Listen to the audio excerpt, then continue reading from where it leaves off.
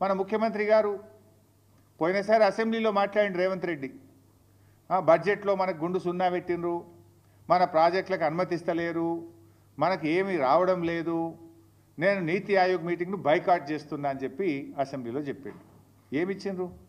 నువ్వు కట్టమన్న మూసీ సుందరీకరణకు ఇదివరకు defence land రాలే, మూసీ సుందరీకరణ ప్రాజెక్టుకు ఇప్పటికీ అదేది వరల్డ్ బ్యాంక్ నుంచి అప్పు తెస్తామంటే ఫైల్ రిటర్న్ కొట్టిండ్రు.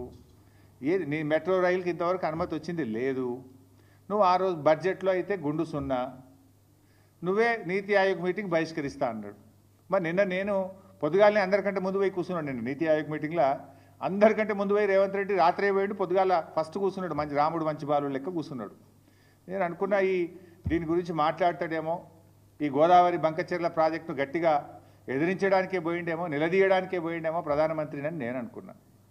కానీ చూస్తే అసలు ఈ ప్రాజెక్టు గురించి మాట్లాడిన సందర్భం కూడా లేదు. ప్రధానమంత్రిని వ్యక్తిగతంగా కలిసి కూడా ప్రెస్ నోట్ రిలీజ్ చేస్తే దీని మీద మాట్లాడిన పరిస్థితి లేదు. ఏం జరుగుతూ ఉంది? రేవంత్ రెడ్డి మాట్లాడాడు, ఉత్తమ్ కుమార్ రెడ్డి అయితే అసలే మాట్లాడాడు.